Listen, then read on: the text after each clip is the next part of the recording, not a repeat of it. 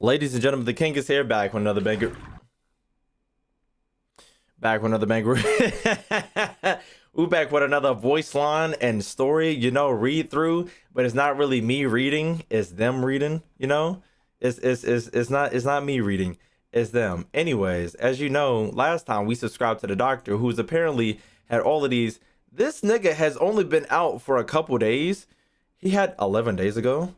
When was the event only came out probably a week ago? He already had them down packed. Already. Oh no, that's voice line. That's T-pop voice lines. This nigga had this shit 4 weeks ago. I'm on the wrong shit. Look at me, fucking up. Fucking up. That's Shane Dawson. Stop. Hold on. Who is this? Now we gotta look up who this is. Paul Castro Jr.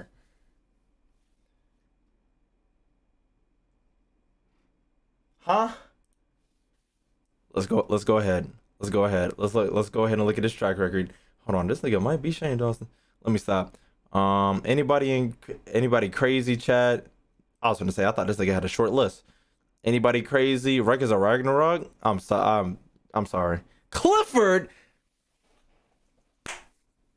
Clifford's going in a thumbnail now. You just made Clifford the thumbnail. Appreciate you.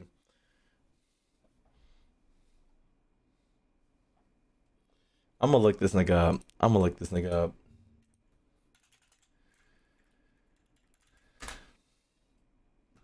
No fucking way.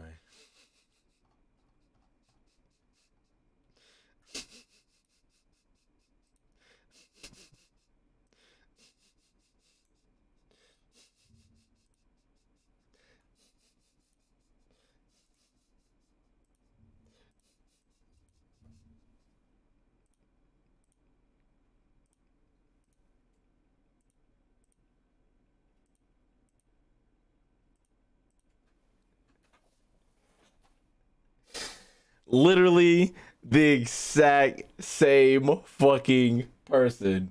I can't fucking believe it. Oh, this makes it even better. He just looks exactly like this.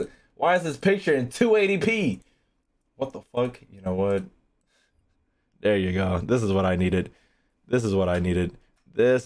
Yeah. He's literally, they're the same person. His hair goes up and his hair goes down. Anyways. Let's go ahead and get into it. I'm sick of you niggas. Clifford the big red dog, chat. Water. Same person, different fonts. Hey, yo. My name's Freminet. I'm a diver. Oh, no need to shake hands. I mean, no need to be so formal. If you need help surveying underwater ruins or salvaging materials, I can be of some use to you. But for anything else, you might find me a disappointment. If this nigga keeps whispering sweet nothings into my ear, the stream is gonna get privated, my YouTube might get shut down, and my pants soaked. I want to spend some time at the bottom of the sea, in peace and total silence. It's easy to fix a machine when you know how it's built and how it works. But people... Frame is 14. Chat, who's talking right now? Who's talking right now? Who's talking right now, chat? Who's talking sweet nothings in my ear right now? The nigga who voiced the big red fucking dog? Or are you talking about this fictional character? Who's talking in my ear right now? A grown ass man? Or a fictional character, chat? You in particular, more. You've been on my ass and just been loud and wrong this whole time. Has a grown ass man been whispering in my ear or a fictional character? Okay then, everybody shut the hell up. Now, if you had to choose between a 14-year-old or a grown ass man to whisper in your ear, who would you do? Okay, alright. They're much more difficult. Wherever the tide takes me, so long as the light of the hearth still shines. Ooh. I'll always have a home to return to. Hold on. I always get so gloomy when it rains. Okay. The rain stopped? Okay, that's good. It don't sound like it's good. Don't be scared, Pear. I'll keep you safe. Not the, I was gonna say platypus. Maybe I should put on my diving helmet to keep me warm. What? I'd rather be diving in the sea. Morning. Do you have an assignment for me today? First of all, I was finna say every word except penguin. Nigga, when he said pear, the next thing in my mind finishes his sentence. Pear, the platypus, okay? Suck dick. If not, I'll head out. All the components look intact. Maybe it's just a worn-out Nigga, wait, hold on. We gotta say, I'm sorry. Everybody on YouTube, we gotta take a pause. Nigga. Now we gotta look up Sayu's age. If we look up Sayu's age and she's not over the age of 18, we're giving you $1 million.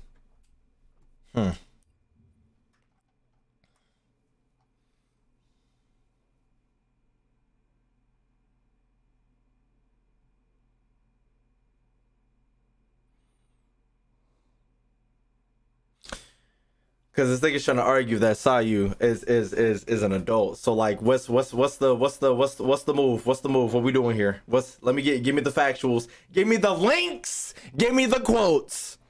Give me the links and give me the quotes. Give me the links and give me the quotes. I need to know. Cause like, what do we? Don't get quiet now. Don't get quiet now. Exactly. 14 and 15 is extremely generous. So let's go ahead.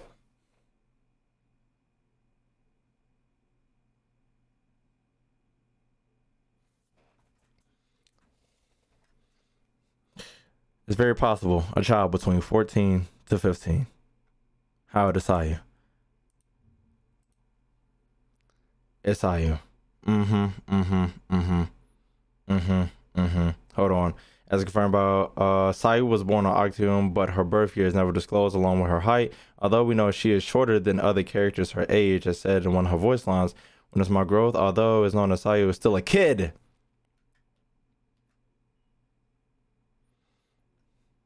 Is still a kid, is one of the youngest playable characters in the game. Therefore, it is expected that her age should be close to that of Barbara Bennett Razor and whatever the fuck his name is, which is around 16/17.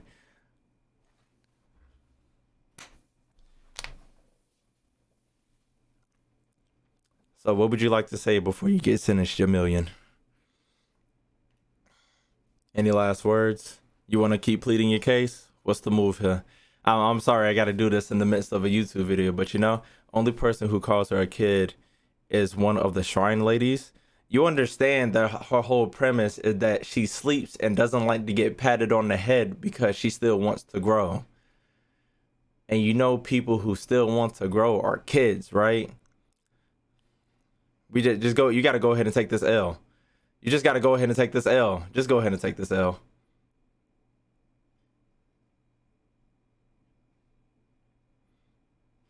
Just go ahead and take this L. Just go ahead and take this L. Bring? If so, that's an easy fix. Oh, sorry. And then you still ain't send me no links. What a links at? Matter of fact, I'm gonna let you thrive for a second until you send me links. But at the end of this VOD, if you ain't send me no links or like some concrete that you really think is, you know, I'm gonna let you ride for now. But by the end of this video, if you ain't got it together, you know. All the components look intact. Maybe it's just a worn-out spring? If so, that's an easy fix. Oh, sorry. I was... Did you say something? This nigga is ignoring me. A bowl of seafood soup? What? It's made with shrimp and shellfish caught earlier today. I'm no cook, but the ingredients are fresh, so it shouldn't taste too bad. Too bad. You go ahead. I'm gonna stay up and read for a while. Sam Prost introducing me. It's about diving. There's a bunch of skills that I still need to... Anyway, night. Hold on, that gives me some clues about him, because at this point, I'm over here thinking he's actually an expert diver. That's the That's the main thing I'm thinking about. I'm thinking he's an expert diver, but it seems like he might be. How do I say this? He might be. He might be. I feel like what's the it's beginner. What's between? No, it's beginner, intermediate, and expert. He might be an intermediate. The tabs for Klee and Yoyoi specifically called them a kid. Sayus doesn't. Nor does Dana's or Dory's.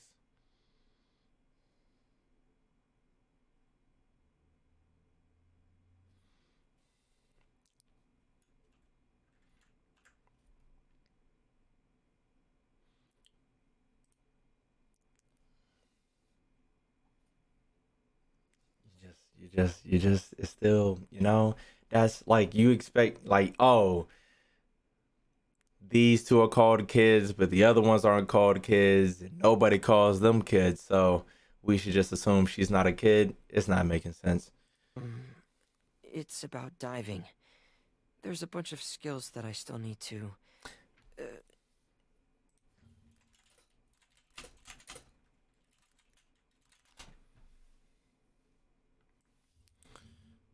And you just said you just said you just said you just said you just said it.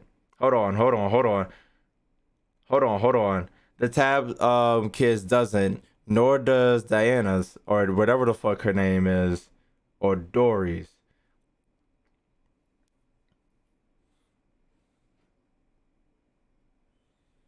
Whatever the fuck her name is. She's 12. Serving liquor, kind of crazy. And Dory is 14/15.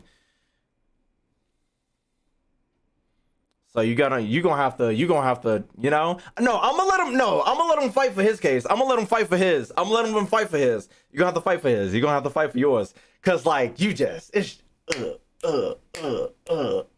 it's just. Anyway, Knight. As you know, diving is one of the few things I'm any good at. I spend more time among the Tidalga than I do talking to people. They don't ask you questions or act disappointed. They just float there quietly with you. The underwater world is much simpler than the world of dry land. Hold on, what did you, hold on, let me see that again. As you know, diving is one of the few things I'm any good at. I spend time among the Tioga, which is one of his awakening shits, than I do talking to people. They don't ask you questions or act disappointed. They don't ask you questions or act disappointed. They don't ask you questions or act disappointed. What do you mean act disappointed? I feel like that's kind of weird. That's kind of weird to, act disappointed. I feel like that's like you could have just said they don't. Oh, it's act. He's not saying they. I think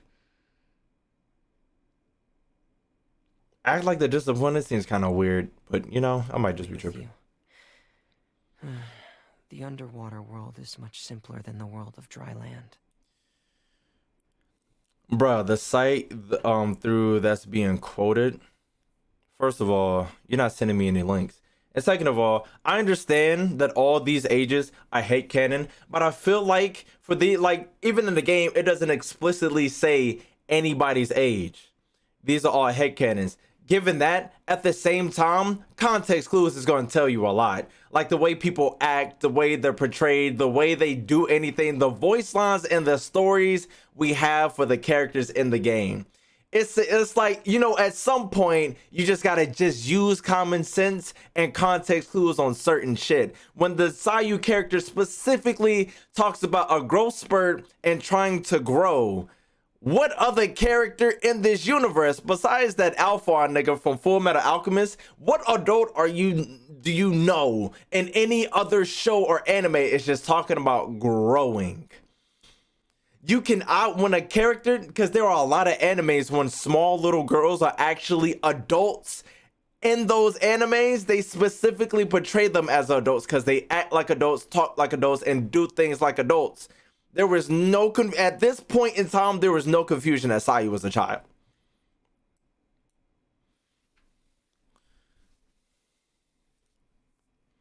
Whenever I feel lonely at night, Pear is the one who's always there for me.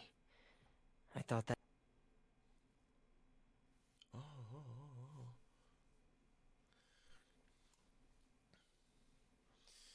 And it says Dory is 14 when she's been selling contraband for Alice for years.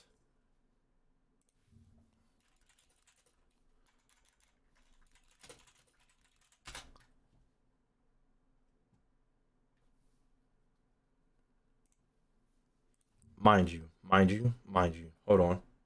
Mind you, mind you, mind you, mind you. I understand. I understand that. My counterpoint is, counterpoint. Just hear me out.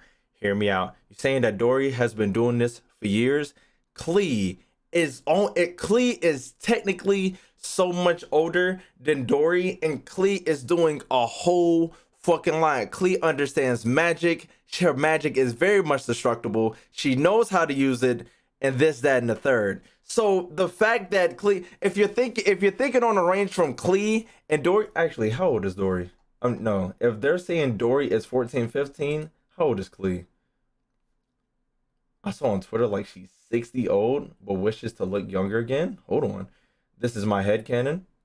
If she can swindle all her customers with fortune, it's likely she believe way older. How old is Klee? Klee is 10 and Dory is 14. The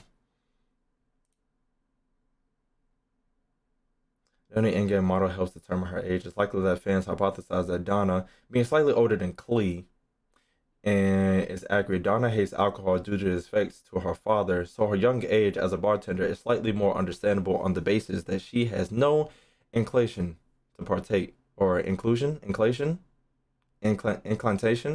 Fuck it. That may be some... This fictional world has children doing jobs. How is Dory being a minor at work that bizarre? I think is Clea considered a child for her species.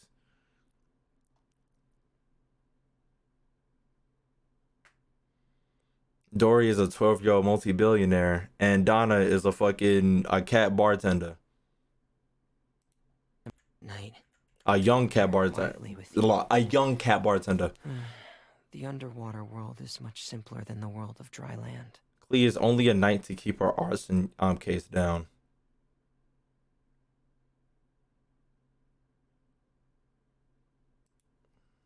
Whenever I feel lonely at night, Pear is the one who's always there for me. I thought that maybe some other kids might want a toy for company too. So I made a bunch of clockwork penguins and took them to LeChaux's workshop to put on sale. I think we actually seen this. Apparently the customer feedback was good, but they didn't sell too many of them. And most of the buyers were adults. Nigga, target audience was kids and all the adults bought all the penguins. Orders to me are like a clockwork spring driving me forward. And I don't know what to do with myself without them. So if there's anything you need me for, please don't hesitate to ask. Tell me a bit more about yourself. Your hobbies, favorite food, favorite color, what animal you'd like to have as a pet. If you and I are companions, it means we're connected. More closely than gears in a machine. After I got my vision, I didn't need my helmet to go diving anymore. But why do you still wear it? I can't bear to be without it. Okay. It cuts me off from the noise of the outside world and makes me feel safe. My vision, Pear, and my helmet, I draw my strength from them every time I take a breath. Damn. If you look up at the sky from far enough underwater, even the sun is soft on the eyes. That's why I like it down there. I've seen lots of barrel conches down in the depths. The patterns are so intricate, I often lose track of the time just staring at them. These fossils are all that's left of these beautiful creatures. I wonder how long before the rest of the world becomes part of this underwater museum, too. Oh, he actually said that shit in the trailer, actually. It seems a lot of Baron coaches down in the depths. What the fuck is a Baron coach? Oh, he's talking about them things, them goddamn Them things, yeah, these fat ass pieces of shit. These things. Okay. I've seen a lot of Baron coaches down in the depths. The patterns are so intricate, and I often lose track of the time just by staring at them. These fossils are all that left these beautiful creatures. I wonder how long before the rest of the world becomes part of this underwater museum. I wonder how long before the rest of the world becomes part of this underwater.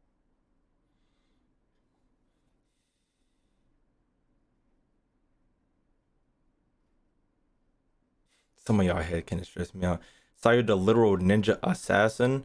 Oh yeah, cause Klee isn't, an arson lord. Dory isn't rich as shit with a genie. Donna isn't a cat with two tails that serves alcohol. Let me see. All kids in Genshin. Let's keep it. Saw you the literal god. QQ. Oh, is hold on for you. Hold on for you. Is the young zombie a kid or an adult? Let me know. Is that a kid or an adult? Let me know. Is that a kid or an adult? Please let me know. Let me know. Nah, no technicallys. Is that a kid or an adult? Nah, she's a kid. So she's a kid, but she's not. Because this is a zombie, by the way. She died at 8, but kept living.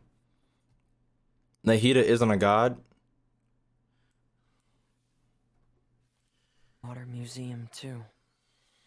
Lumitoile attach themselves to many things. Sometimes on the reefs or docks, but most commonly on large underwater buildings. Do you think they're drawn to humans like Sissons are drawn to the light? What do you mean Nahida isn't a god? What do you mean Nahida isn't a god? What do you mean? What do you mean? What do you mean? What do you mean? What do you mean? What do you mean? I'm finna just let snipers blow. I'm just finna let snipers snipe. I'm just finna let snipers hit niggas. Lumitoile attach themselves to many things. Sometimes on the reefs or docks, but most commonly on large underwater buildings. Do you think they're drawn to humans like Sissons are drawn to the light? What the hell is a... Oh, he's talking about these starfish. Do you think they're drawn to humans like Sissons are drawn to the light? He's talking about the starfish. Father doesn't like it when children cry.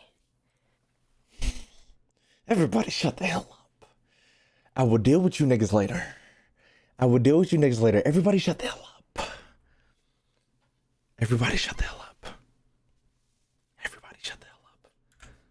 To the light. Father doesn't like it when children cry. Father says tears are the product of emotion and weakness. So when Father scolds me, I hold it in until I'm underwater, where no one can hear me cry. At least I have the Romaritime flowers to keep me company. What the fuck is a Remomentera? So, Joe boy, what is a Materan? Romaner Bearden, nigga. What is a Rotom flower? What the hell is this? Oh, it's one of them. Oh, that's the shit you gotta collect for his whatchamacallit, his thingamajig, his doohicker. Yeah, for his when you awaken him. No one can hear me cry. At least I have the Romaritime flowers to keep me company. When I was little, I was taught that we should be ready to give our lives for our family. But when Father took control, this philosophy changed. Father said that every one of us is important, and we have to value our own lives, be our strongest selves, and stand on our own 2 feet in this world. But actually, all of that's much harder than just following orders. When I was little, I was taught that we should be ready to give our lives for our family. This coincides with him being I feel like this is actually, it's a stretch. That stretchly, loosely. I feel like this loosely. Oh shit. So if y'all was there for the theorizing video.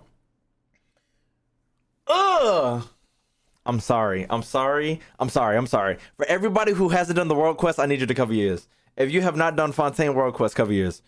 If you haven't done Fontaine world quest, cover your ears. I'll tell you when I'm done. I'll tell you. I'll type in chat when I'm done. I'll type in chat when I'm done. I'm gonna give y'all 10 seconds. 9, 8, 7, 3, 2, 1. Okay. So if you from the first from the first quest, from the first trailer, from the 4.0 trailer, you can see him walking through a room that is in the world quest with the Oceanids, and we were like, why the fuck would he be in there? What would be the point of him being in that room? Why is he walking through this room in the trailer? And then after we actually do the world quest, we find out in that room that is basically the institute where they kept all the children from other dimensions in. It was a multi-dimensional room for the children from different dimensions.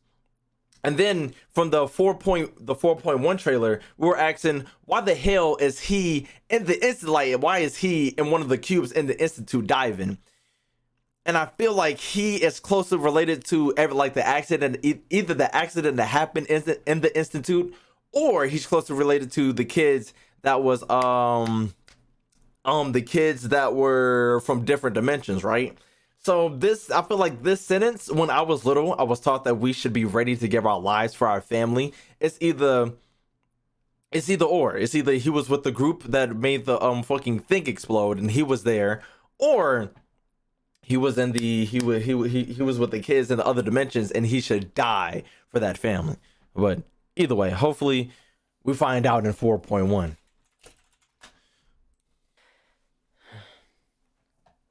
At home, Lenny's always showing me his magic tricks. Whenever I smile, he grins excitedly and says the audience is definitely going to love this one. Mm-hmm. Do I really smile so rarely? I mean, me for real. Lenny is our team leader, and acts Mask. like everyone's older brother. Mask? But I can tell that he puts on a brave face sometimes.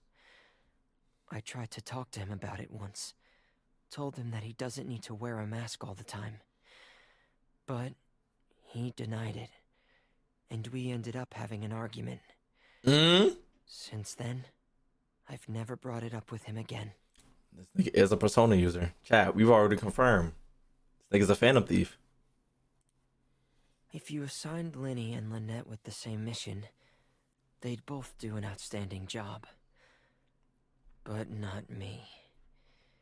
Lynette is always comforting me, saying that everyone has their strengths, and how everyone relies on me to fix things around the house when they break down. Mm-hmm. If only I was half as good at anything else. One day when I surfaced after a dive, the Chief Justice was just standing there alone on the beach. I don't know whether he had something on his mind, or was just enjoying the view. Obviously, I didn't ask. Right.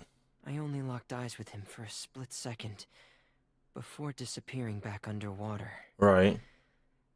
Thinking back, I must have looked so guilty. No fucking way. He's always moaning and sighing and grunting. I'm in no position to give a well-rounded opinion on the Hydro right now, so I'll pass. I mean, I've only seen her a few times, so I'm sure I have a somewhat skewed view of her. No way, not skewed. Okay, fine. Ooh. I've seen what the Hydro Archon's like when she's sitting in the audience. Right. In my view, she's a very charismatic speaker. Excuse me. But it's her silences that intrigue me more. Her eyes. They're like the darkness at the bottom of the ocean. Hiding a deep secret. Ew. Afraid of anyone ever getting close to her. Hey! Sorry, I let my imagination get the better of me. What were they doing to this nigga while he was doing these voice lines? What was that? What do y'all be doing to this nigga while he's doing these voice lines? What's going on? What?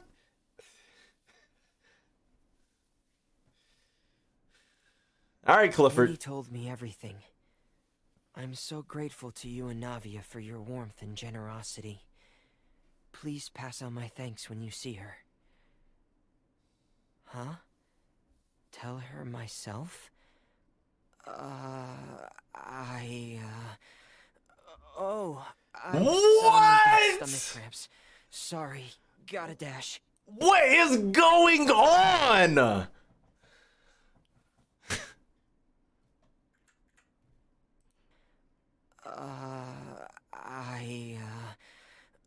Oh,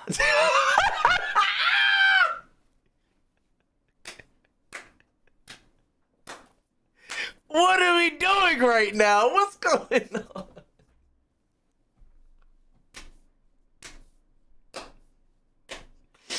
Nigga said, oh, I suddenly got a stomach ache. oh, I've suddenly got stomach cramps. Sorry, gotta dash. Holy For fucking some shit. reason, Charlotte never believes me when I say I'm just an ordinary diver. Yeah. She's convinced that my past is full of news stories waiting for her to dig up. Am I really that bad of a liar? I hear that Chevres is a regular customer of Boumol Workshop. I was about to She look this always person up. purchases the most expensive and advanced components for her musket. A musket. If I make enough Mora, maybe one day I can afford to upgrade Pear's components. Pear. I'm sorry. I can't really think of any good stories to share. The ones I do know will just bring down your mood. Ooh. My past? My past. If you promise not to look at me, What? or you'll let me wear my diving helmet, Huh? maybe then I could try to tell you a little more. Is there a such thing as a storytelling fetish? Sounds like this nigga got it. Personality's one part of it, but What's going the on? bigger reason is that I've been avoiding my past for so long now. It might be hard to talk about. Might be hard to talk I about. read in a book that when people die, they turn into stars and watch over us from the sky. I hate my real father. What? He abandoned my mother and me, Damn. so I don't care about him. Okay. But if my mother looks down from the sky and Mom's sees gone. that, after all this time in his new home, the child she protected with her life is still so timid that he can't fend for himself, will she be disappointed in me? I can hear every breath this nigga takes.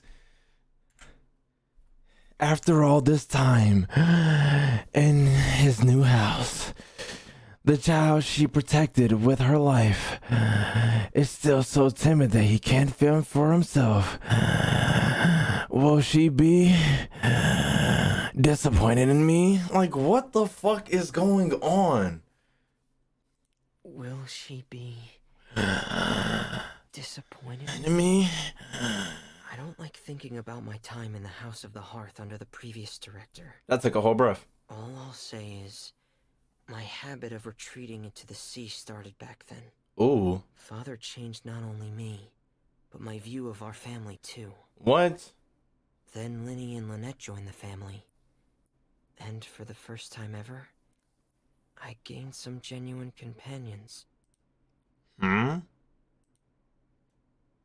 Under the time of house. Oh, I don't like thinking about my time in the House of the Hearth under the previous director. All I'm saying is my habit of retreating into the sea started back then. Father changed not only me. Oh, okay, so the previous nigga was terrible and father came through. I thought they were saying father had. What the fuck is this? But I do have to study for my college entrance exam. This nigga ain't nobody. Stop. Promise that. Ha ha ha ha.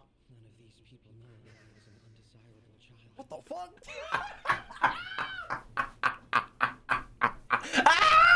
I wanted people to rely on me.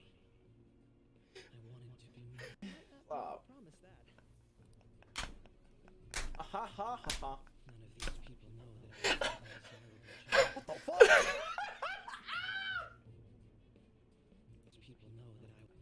ha ha ha. None of these people know that I was an undesirable child. What the fuck?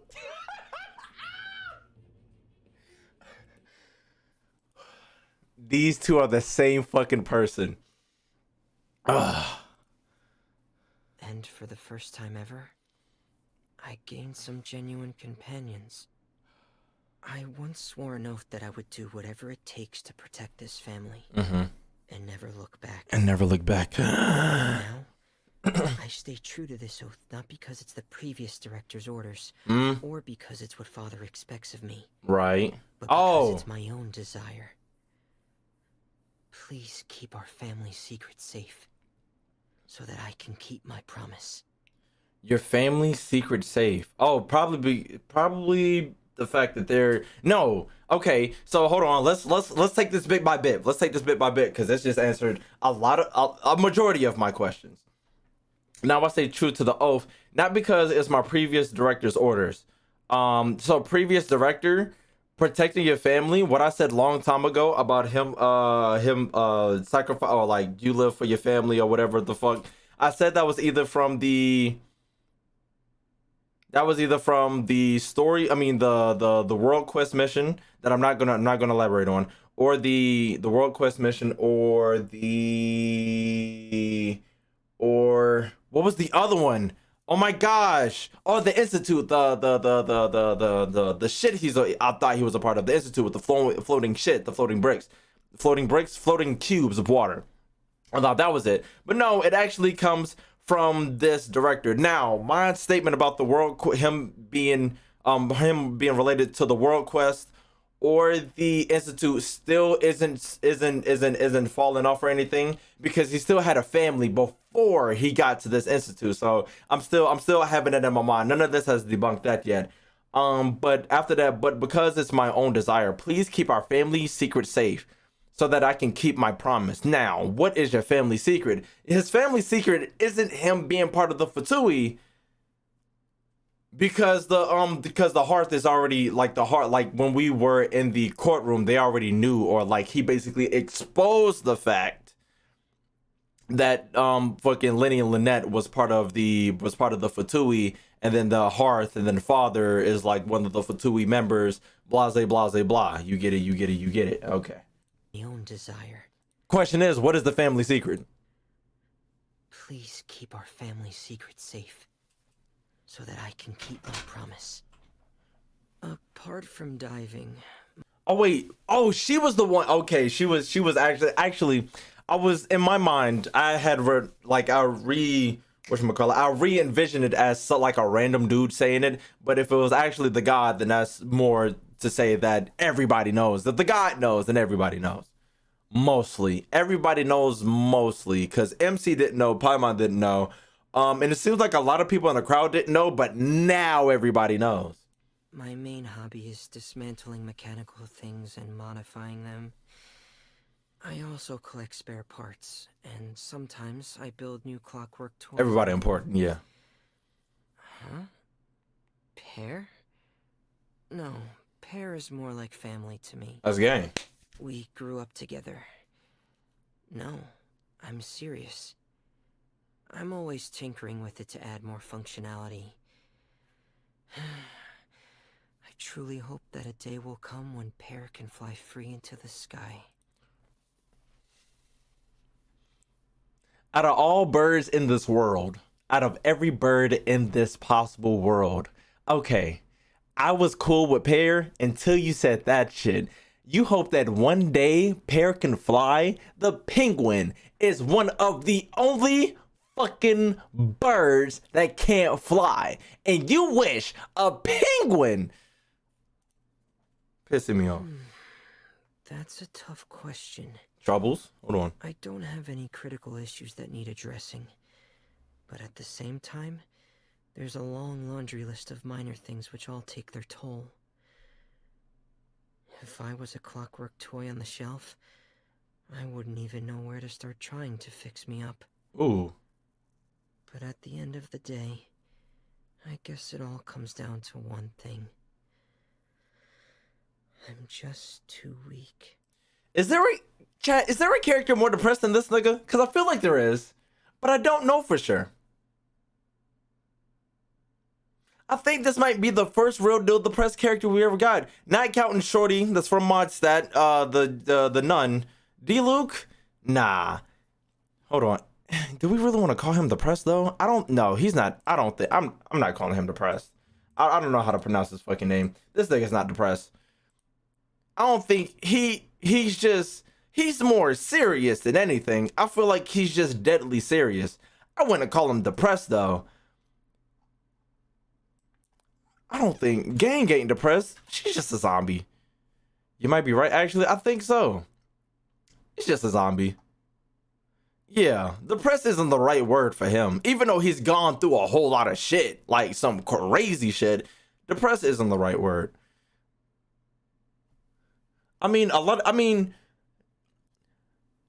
Okay, let's say he's the first openly depressed.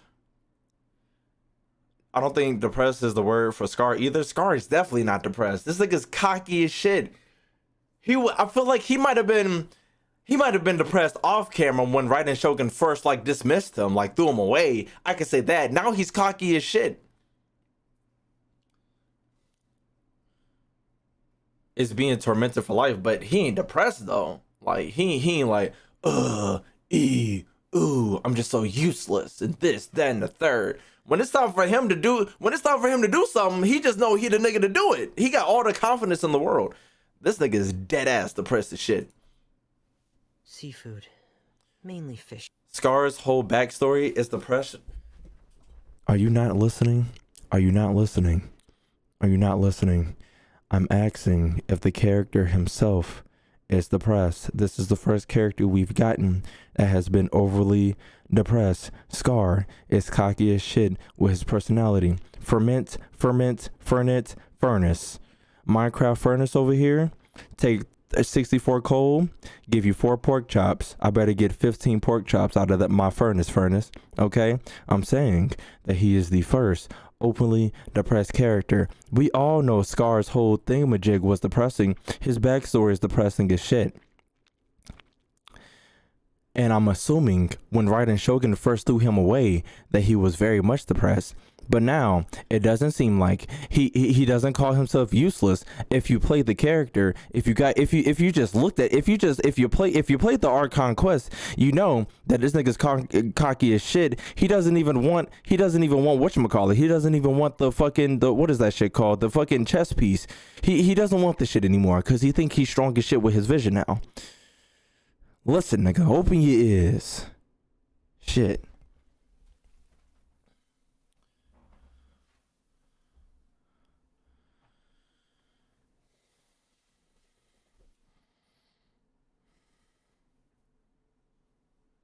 And shrimp. It's too weak. Seafood. Mainly fish and shrimp. Crabs, okay too. I'm really glad that Linny and Lynette share my tastes. What? Because it means we can eat meals together. I don't mind how the ingredients are cooked though. I leave that decision up to them. I can't handle coffee. More than half a cup and before long, my heart starts racing and I can't calm my breathing down. I think it can't even dive. Everyone says that coffee can boost your energy levels. Mm-hmm. But to me, it's torture. Damn. It's good. So good, I don't want to eat all of it in one go. So good, I don't want to eat all of it in one go. One of your hobbies? It shows. I can taste how much care you put into these delicious meals. This nigga is already depressed. What happens when this nigga is depressed and we give him a terrible meal?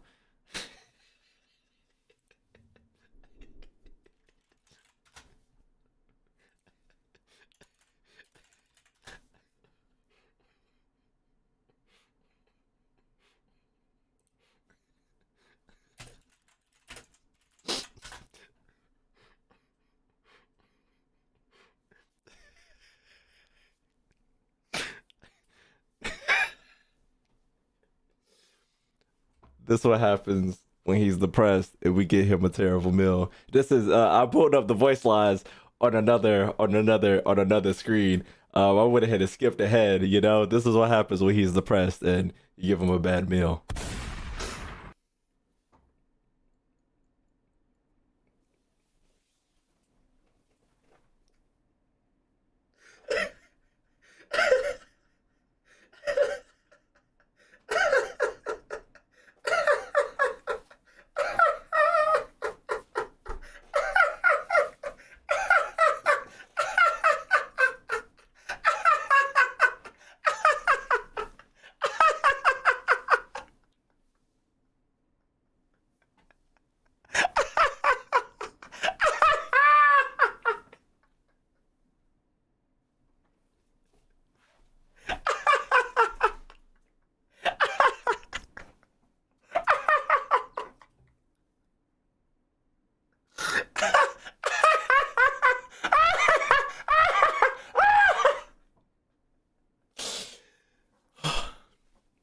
Okay.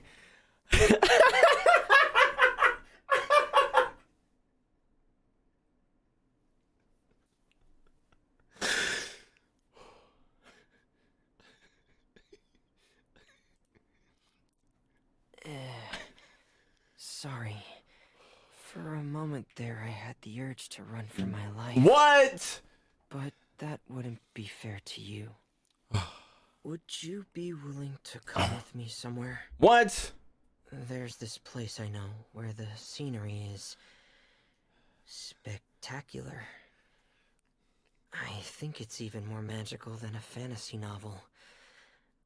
I have a secret hideout there, and I keep some glowing sea creatures as pets.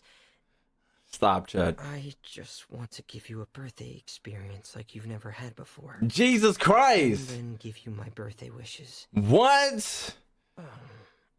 Will you give me the chance to do that? Nigga's trying to give me straight dome. Are you sure? You didn't have to do this for me, you know. Like, this is who wrote these lines? Some real bromance going on right now. I'd obey you regardless. Your time and energy is a precious resource. Shouldn't you spend it on someone else? Jesus Christ. How can I ever repay you? How can I ever repay you? I don't know what to say. I don't know what to say. I don't have much practice at this. I don't how much. And right now, What? I'm terrified of saying something stupid and upsetting you What? and making you regret this whole thing. What? I'm sorry. I'm sorry. Is it okay if I just say nothing? Say nothing. And just stay here with you for a while. Nigga. Get Pear. Nigga, why you don't sound depressed when you fighting? What the fuck? This nigga was full of And energy. stay here with you for a while. Pear. Pear. Alright, Chad. This nigga depressed as shit. Nigga's depressed as fuck. Anyways, let's get into it. Y'all ready for this automatic voice? 'Cause I ain't reading this shit.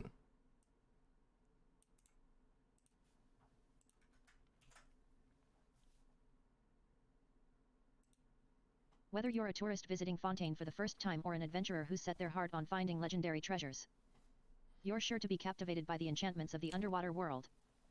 But those who attempt to explore the depths without first undergoing rigorous training or making the necessary preparations are gambling with their lives.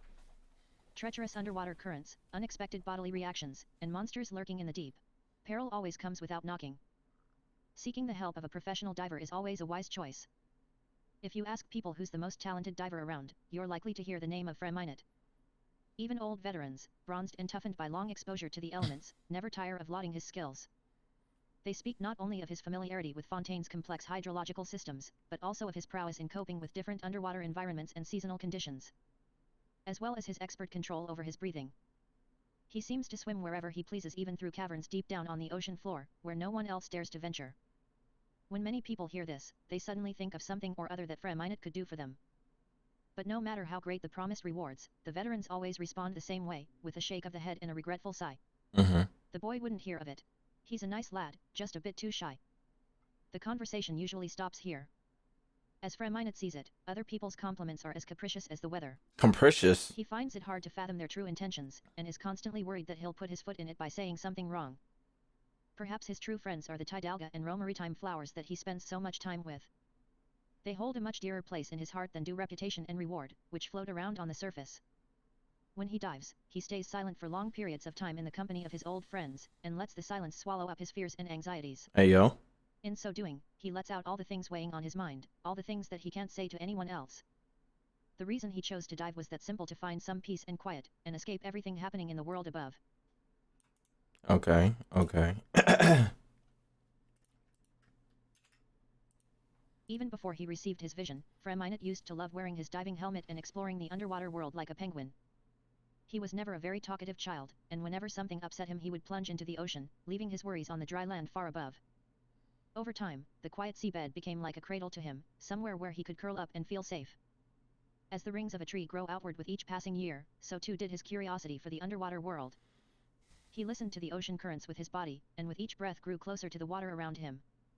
He committed every aspect of Fontaine's hydrology to memory, as if he were memorizing roads around a new home, albeit with far more relish. Eventually, he discovered a place of extraordinary beauty which captured his heart, and built a little secret underwater base nearby. Here, he could let his sunken emotions shine forth with a radiance akin to that of a lumitoil. To Illumitoil. this day, when faced with a particularly thorny problem, Freminet's first thought is to escape to this deep blue sanctuary so vast and magnanimous that it could embrace all things. Magnanimous? Hold on. Hold on. Generous or forgiving, especially towards a rival or less powerful person. Nigga, I thought they was talking about like big, and I was finna tell a bitch her ass was magnanimous. Free, tranquil, safe, and content.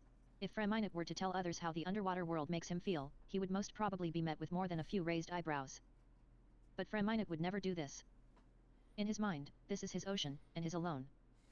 These feelings, hidden deep in his heart, are like sunken treasures buried in the depths.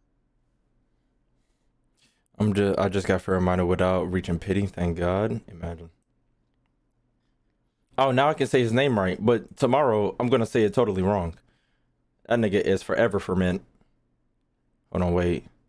Even before reaching his vision, hold on. I actually went up too far. Let me go down, down, down, down, down, down, down. Down, down. Baby, are you down? In the eyes of an onlooker, Freminet doesn't have much of a presence, and comes across as cold almost to the point of being pessimistic. He's always silent, alone, and doesn't seem to enjoy the company of his peers. Compared to his older brother, the legendary great magician Linny, Freminet seems as dull as a piece of old, soon-to-be-forgotten jewelry. Damn. But he doesn't care what they think. A long time ago, Freminet began trying to strip away excess emotions to prevent his being affected by external pressures. As if building an igloo in his heart, he piled up block after block until he had constructed a translucent refuge, and curled up inside. Clutching his knees, the only thing that gave him solace was reading fairy tales. If diving underwater was a way to steal a moment of peace, then sealing himself in a sanctuary of solid ice was actually a way to stay warm. Freminet would only ever invite his closest kin in, and even then, he'd insist on tidying up first, making sure to lock his fairy tales away. By the time Freminet left, he'd already turned into a clockwork toy, exquisitely made, yet silent as ever. He once found himself floating on his back upon the waters, unconcerned with his own safety, listening to the unknown songs of violet gold angler gulls circling overhead. In hindsight, it was fortunate that they hadn't mistaken him for a fish. It was in that moment that he discovered how easy it was to just let the currents carry him away. No matter who was asking, and no matter what they wanted. As long as he followed orders unquestionably without a thought for the consequences, like an angler bringing home their catch, he would no longer have to face the endless cycle of castigation and punishment. Castigation? And castigation? What the fuck does that mean? Castigation or castament is the infliction of severe punishment. Holy shit. Do you see the picture that I'm not about to bring up? What the fuck? In the years that children from ordinary families ran about laughing, showing off the latest clockwork toys, or picking up phrases from the steam bird, Freminet's heart was gradually becoming numb. Orders filled the void and became like a clockwork spring driving him forward. He used to fantasize about turning into a cold, cruel machine, driven only by the imperative to execute commands. But as he matured, he became increasingly aware of his essential weakness. He wanted to leave emotions behind, but there were too many feelings that he couldn't just cast aside. They would always come back in the dead of night, suddenly gripping him like seaweed wrapping around his limbs. Huh? His habit of avoiding problems, his worry that he would not complete his tasks well, his fear of annoying people with his lack of enthusiasm, and his dread of disappointing others, those who meant something to him, most of all. He wasn't an outstanding child, but he simply became hypersensitive to everything in the world he grew up in. He hid himself within a thick shell and yielded to his timidity, until he could only express himself underwater. Okay.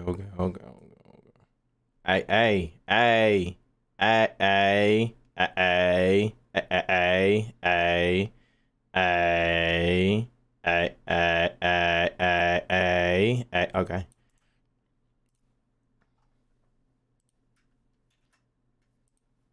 Freminet was born in the Fleuve Centre region of Fontaine.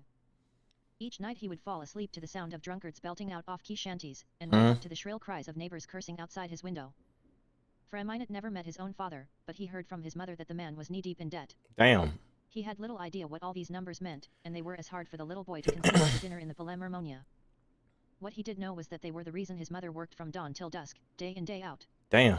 When he was home alone, Freminet would often quietly fiddle about with the few devices there were in the house: a portable lamp that never lit up, a wall clock that never ticked, and so on.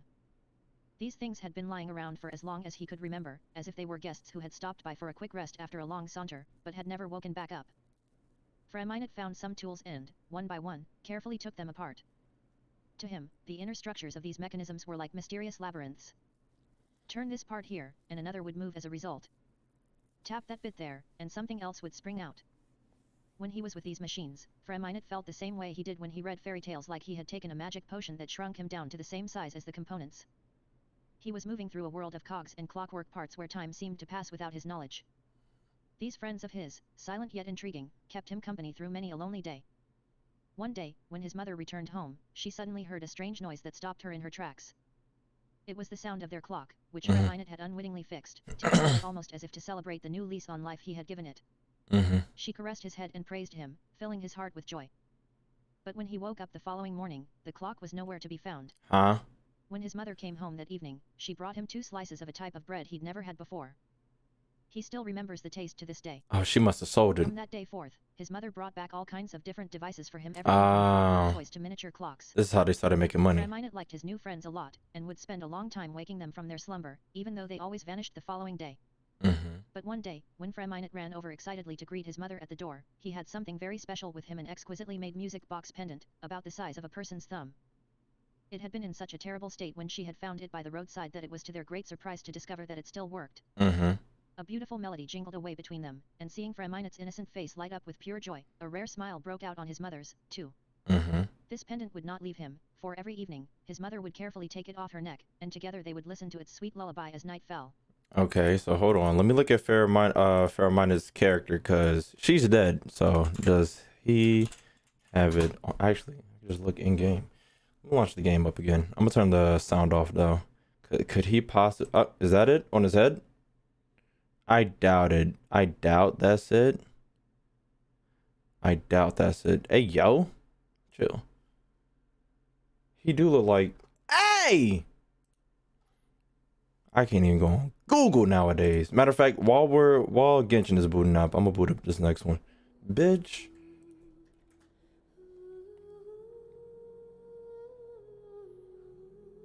I told your ass, chill. I ain't even know. Can't even do shit.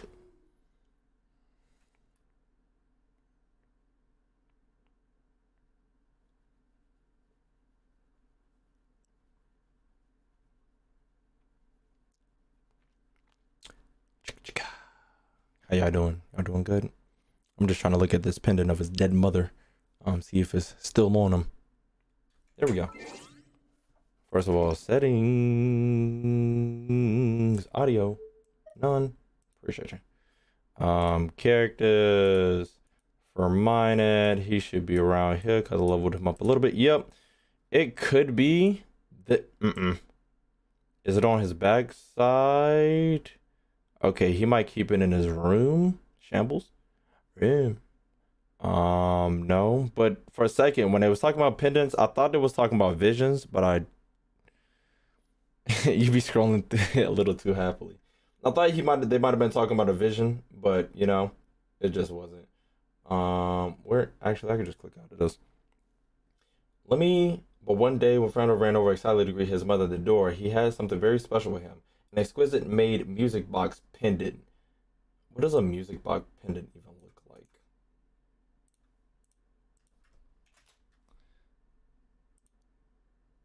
Hold on, they sell these motherfuckers?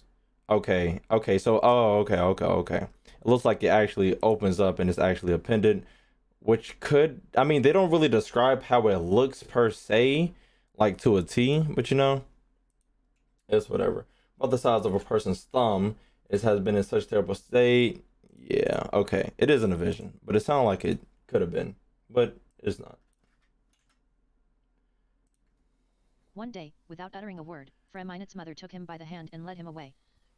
As he tried to keep up behind her, little Freminet's palm began to hurt from the strength of her grip. Mind you, this is a crazy system where your father's in debt and you are too. I think that's insane.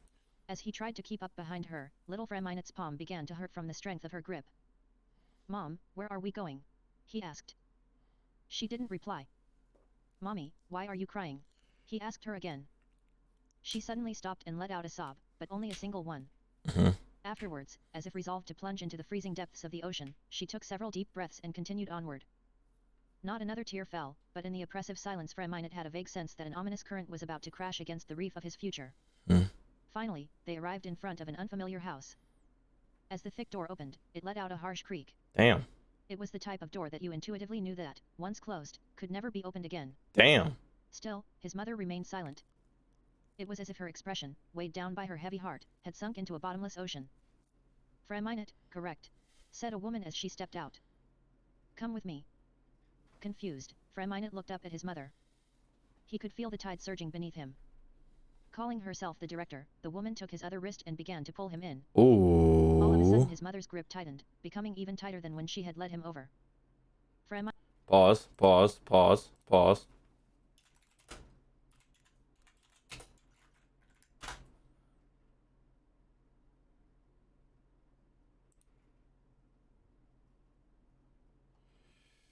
Jester, Rooster, Knave. Okay, nobody. Okay, keep going. Freminet felt like a boat caught between two waves, completely helpless as they each pulled in opposite directions and showed no sign of letting go. At last, his mother slowly bent down, half kneeling before him.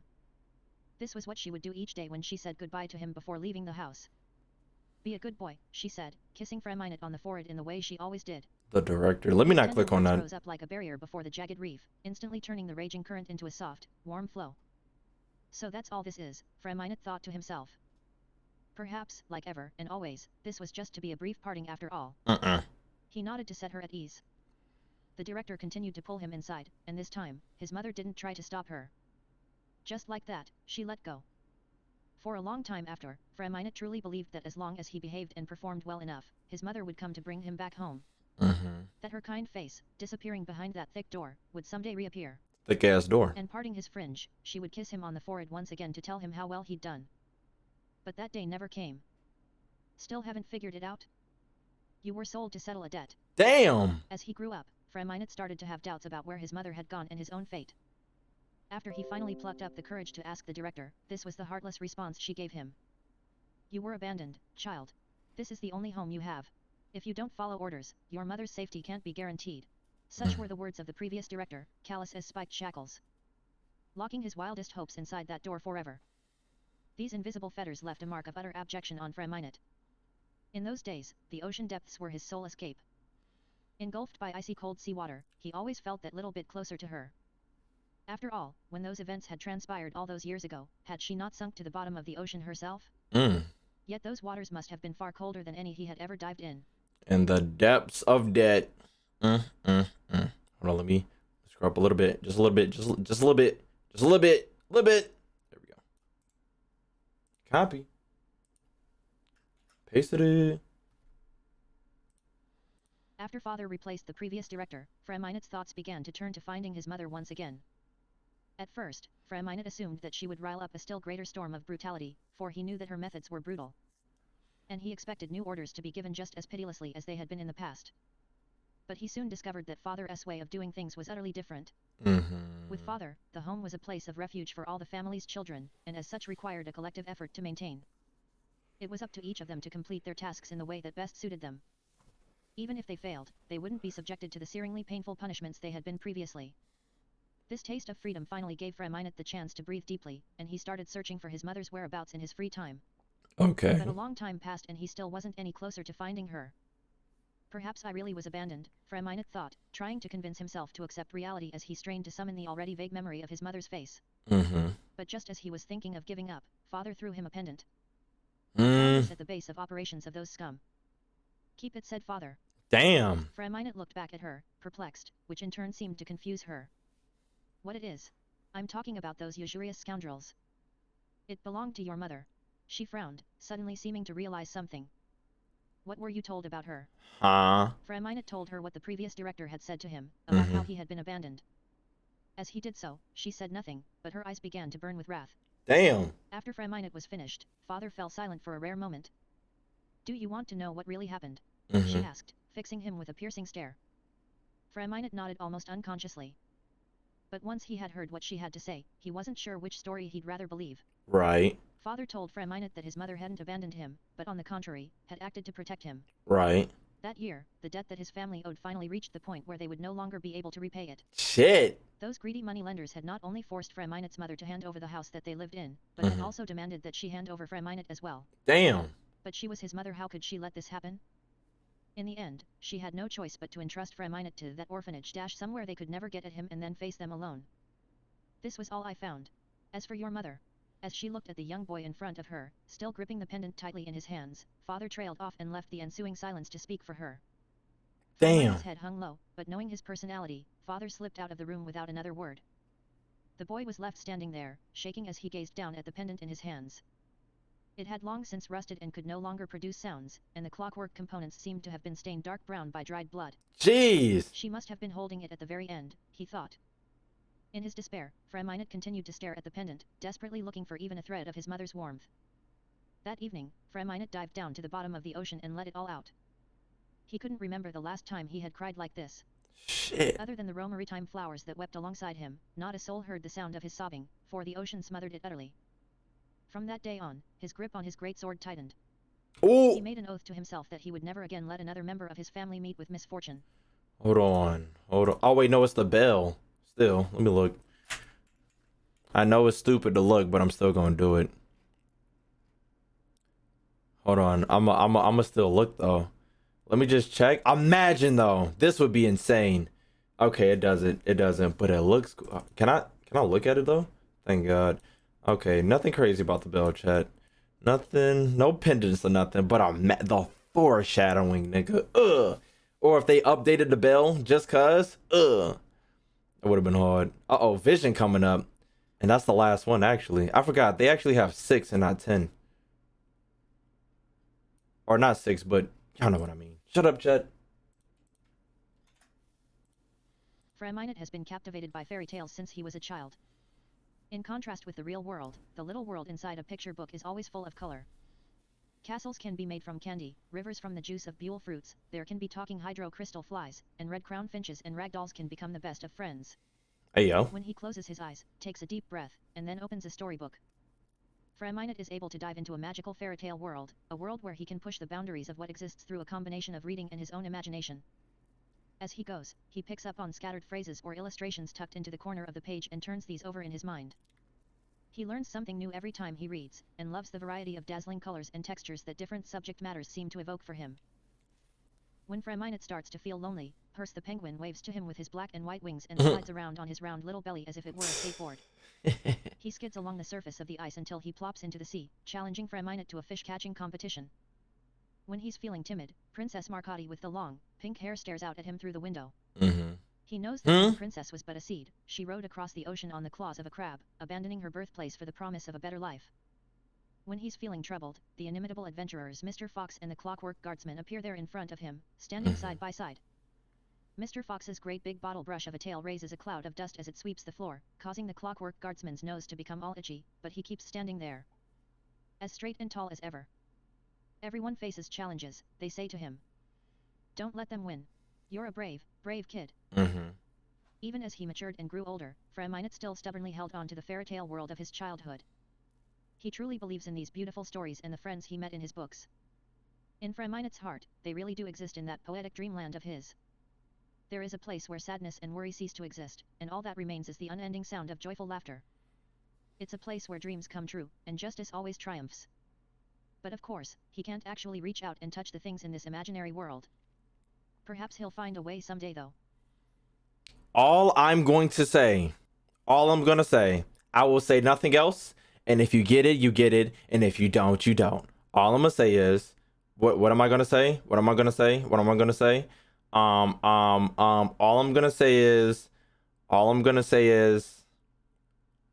say is storybook, princess. What was the other one? There was another one. Storybook, princess, book in general. Okay? Book in general.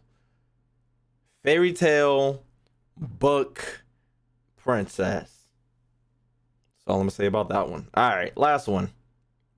Vision. Is this? Oh, I was finna say. I was wondering if its constellation was a platypus. If its constellation was a Perry. If its constellation was a pension. If its constellation was a penguin. That day, Freminet and some other children were out on an underwater mission. Mm-hmm. At first, everything went perfectly smoothly, just like it had done on countless other occasions. All of a sudden, however, Freminet noticed that something was off. Creatures that know their own weakness always seem able to stay focused in places of great peril, and Freminet is no exception. He has always been skilled at self-reflection, even to the point of picking up on minute changes in his breathing. Without them even being aware of it, his unique powers of perception have helped them evade all kinds of danger. Freminet made an emergency gesture to his friends telling them to surface. He still didn't know what the actual peril was, but his nerves had taken hold and his heart began to beat faster and faster. Mm-hmm. His friends didn't object and, with Freminet at their center, the group began to ascend. Right. For these children, who had yet to receive the god's favor, ascending was something that had to be done slowly. But at the same time, the feeling of unease in Freminet's heart was becoming unbearable. His vision grew hazy, and he couldn't tell whether it was the reflection of some monstrous leviathan or a sign that he was on the verge of fainting. No. Wait. The diving equipment was malfunctioning. Was it just him? If not, how many of the others were affected? Right. He tried hard to open his eyes, but he was gradually and uncontrollably slipping out of consciousness. Damn. No, I have to lead them back, he said to himself. As long as my arms and legs keep working. He began to feel sleepy. His thoughts were becoming sluggish. If this carries on, he thought, I'm never going to make it to the surface. Even if I make it, what good would it do? That thought suddenly flashed through Freminet's mind. I'd just go back to living day after day after day, eternally devoid of hope. He felt tired of forcing himself to keep going. He was unsuited to having so many family members. There was no real warmth or feelings between them. They were simply a motley crew of clockwork mecha, each of a slightly different model and outward appearance. Mm-hmm. Perhaps the seawater was where he belonged after all. To drift off into blissful sleep. Was it really so bad? He gradually let his eyes fall shut. A sound suddenly jerked him back awake. Freminet. Freminet. The voice was slow, solemn, and seemed to be coming from the other end of the earth. It also carried a slight stutter. Nigga, what? Purse? Nigga. Freminet stretched out his arms to a blank landscape in front of him, opening his eyes in puzzlement. There was no Purse the penguin in this underwater realm. Mm-hmm. The children had all slipped into a dreadful torpor. I must save them all.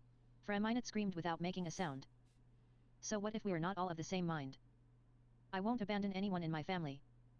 No matter what hazards lie ahead, only with the courage to put life itself on the line will I live to see the blue sky that comes after the storm. Mm-hmm. In that moment, his body seemed to be imbued with power, and even his breathing grew easy once more.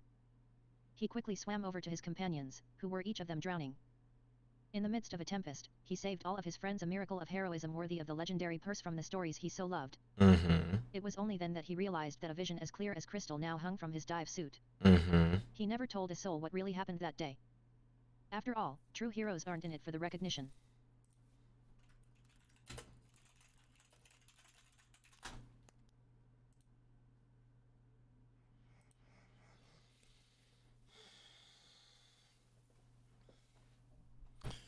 I forgot what we said about these cryo niggas. I honestly forgot, excluding Aloy. I forgot what we said about these cryo niggas, because every time we look at a lore like this, here we go again. Of course, nigga. What the fuck do all these niggas have in common that could possibly be the actually, I gotta put on some music because it's been quiet for a minute. It's been quiet for a minute.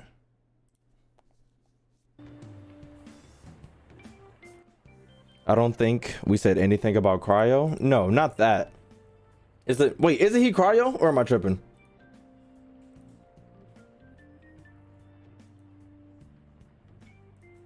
He's Cryo, right? Okay, just making sure. Yeah, he is. What I'm saying is, what could, because I'm going back, keep bringing up the thought of everybody basically getting their visions, since they're not given to by the guys, it's given to by their ambitions being so closely related to the guy's own ambition. Knowledge being literally most to, if not all of these niggas. What was, I'll go back to Hydro. Animal was freedom. Wandered basically gave me that shit. And Kazuya representing Venti. Electro basically, whatchamacallit, shit being eternal, the eternal view, as well as the Raiden Shogun. The most people I can see was Sino, Sarah, Yoimiko, when there was something else. I could one day I'll go through all these characters and do it like that. I'll write it down and kind of basically present it in video or something. But when I look at the characters, I can basically see it, except for these Cryo niggas. And we said something about Geo, but I don't fucking remember. And I'm pretty sure we said something about Cryo too, and I just don't remember. It was probably in like the it was in whatchamacallit, it was in Lenny and Lynette's video, but I'd have to go back and do it. But I don't fucking know. I don't know.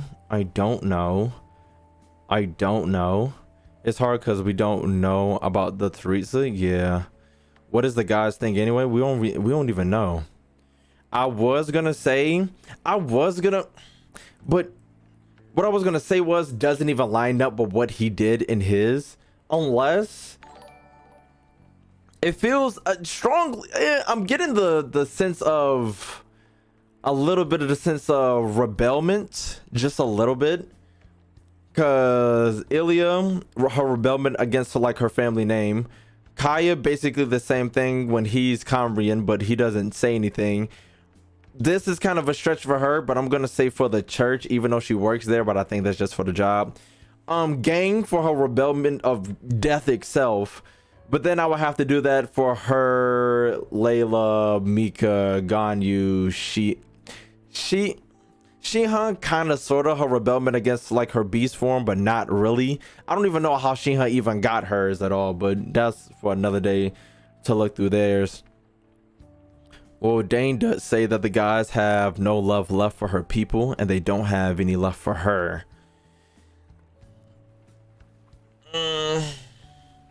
Or Dane did. Oh wait. Google says the guys of love, but I don't know because it's Google.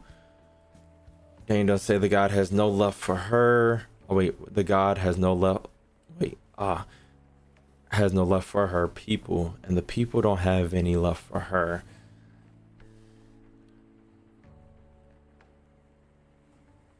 Sense of belonging. He says that in the trailer. Okay. Cryo, we said sense of belonging. That wouldn't really match it, but now that he's here, that doesn't really match at all. This nigga really don't give a fuck for real now. He's actually he's too shy, but it's never mentioned that he wants to be a part of the group for real. I was thinking solitude because almost all of them are lonely people. That is also true. Loneliness. JMS, you might be onto something. It might be solitude because just like Shin said, what Dane said, the god has no love left for her people, and the people have none left for her. The coldness of solitude. That makes sense. He has friends. He does have friends, but it seems it does seem like as well some of these people have been through traumatic shit. Fucking, I forgot his name already. Freminet, whatever the fuck his name is. His mother father story, her father story, her mother father story, she fucking died, her family story, Kaya's family story. It might be solitude.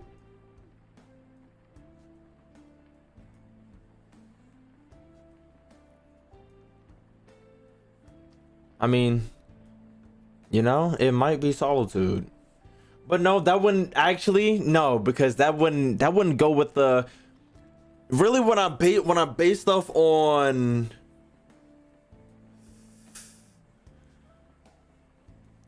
but then it's like if that would be solitude, but that wouldn't make sense because now I gotta rearrange it a little bit. I gotta rearrange it in the fact that we gotta think about the height of when they got their vision. You feel me? The height in which they got their vision.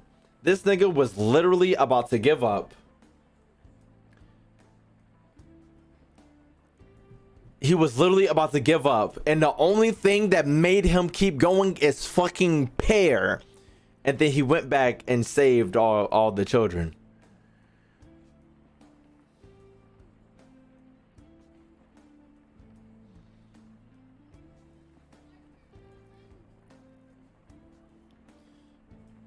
It's not like he got the vision when he was about to give up all the way. He started passing out. Mika doesn't exist. You can forget he's on the list. That was low-key bars. Hold on. But I don't know everybody's story. I feel like for me to do that video, I would have to go like I would have to do I would have to get the base knowledge of all the characters that I know, all the characters in general, because I've basically seen most of these characters except for the ones from the dating simulator. And then I would have to go on Wikipedia and go through every single last one of their vision stories, which I'm glad that Genshin even includes because they really didn't have to do that. But I love that.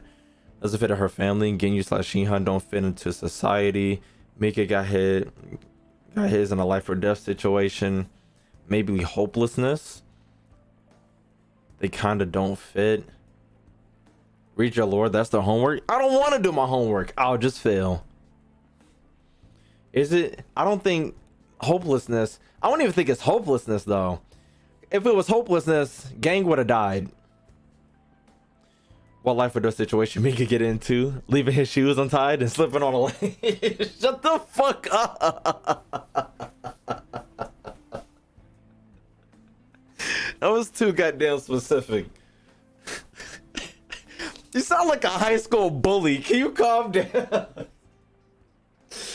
What life or death situation did you go through? Leave your shoes untied and slip on a lace? Doofus. Like what, bruh?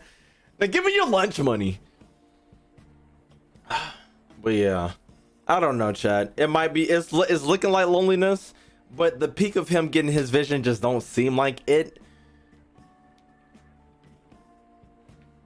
Because this kind of, because actually it's like everybody went through a life or death situation, and when we read Lenny and Lynette's, I was basing that off their personalities and what they were going through. Actually, no, and no, when I read those, I did get that at the peak as well. I think I based whatever the personalities were based on the peak of their getting their vision. But his unique talents, I don't know about that one either. About lineage, I feel like it works with most of them. Lineage, kinda, sorta, except for Mika's. If he's just a general. I don't know about Layla. I don't know about Rosaria, whatever her fuck her name is. Ganyu, yeah. Q. I don't know about Gang's story. Shinhan, yeah. Him, like these two, like whatever the fuck these two go through is basically gonna make up the majority of it. Cause these, I don't think we don't have other siblings who have the same vision. We don't have other siblings that have the same vision. Yeah, it's not like two people. Like it's like we have heavily related people.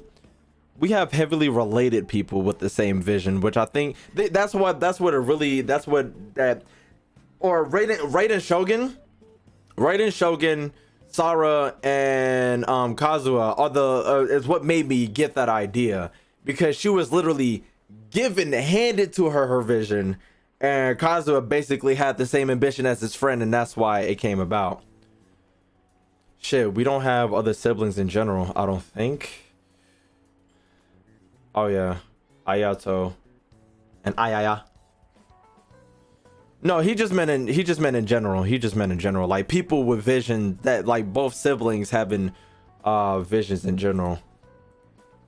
But we do the closest we have, the closest besides sibling is family members. Let me see. Closest we have is family members, because none of them is related to anybody. These two are related to each other, but not siblings. Her and her brother, which I think is weird that hers is Cryo and his is Hydro. That's something to talk about, but not right now. That could dive even deeper into some bullshit. Electro, these two having the same ambition for eternity, and her having the same ambition as them as eternity, is kind of, you know, that's what really is connecting my whole thought process on it. Besides that, I'm not seeing anybody with any siblings. Denjiro, nope. Geo, nope. Hydro, matter of fact, nah, that didn't make sense. Never mind. Barba, nope. And then Pyro, besides Lenny and Annette, them two directly have visions. But for a minute, Lenny didn't have one. Mia, Amber, Bennett, Toma. Okay. Jean and Barbara, are they actually related? Really? What's that? Niece and nephew. Aunt and niece? They're sisters? Holy fucking shit. Huh. Forgot about you niggas. Holy shit. Chat. Oh, that just threw my shit out. I mean, not really out the window. Nah, I was gonna say Barbara and the God. I feel like Barbara and the God would actually have like a lot of things in common. I actually wonder why siblings get different visions. I mean, you know, even if, you know, you got to think about how even though people have twins, they're not the same person, you know?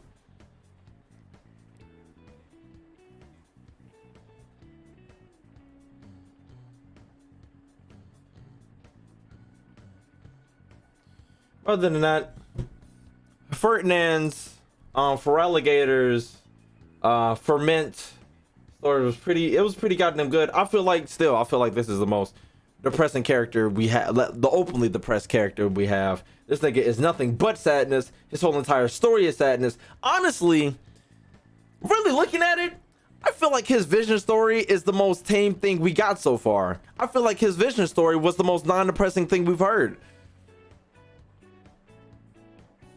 It was actually a little bit uplifting through all the bullshit we had to go through all of this. Jeez la fucking Louise.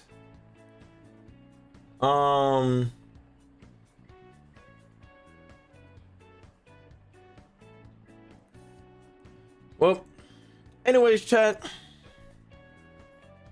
If I accidentally call him Ferment because of you. Well, chat. I think that's really all I have for today. One Piece comes out in 10 minutes. And One Piece comes out in 10 minutes. I'm finna eat this sandwich. Nigga, I ain't forget about you. But yeah. We finna go ahead and wrap this up. Thank you for the subs. Thank you for the gifted subs. Thank you to everybody in chat. Shout out to the goddamn lurkers. Yeah, I will see y'all later. Everyone on the YouTubes, like the video, so I know you like it, subscribe channel, get some more, ring the bell so no more videos come out. Comment in the comments in the other video ideas you might have. Follow me on Twitter, follow me on Twitch. Everybody, goodbye everybody. We will see each other tomorrow in the noon. What are we doing? Probably something. Everybody have a good day. Goodbye.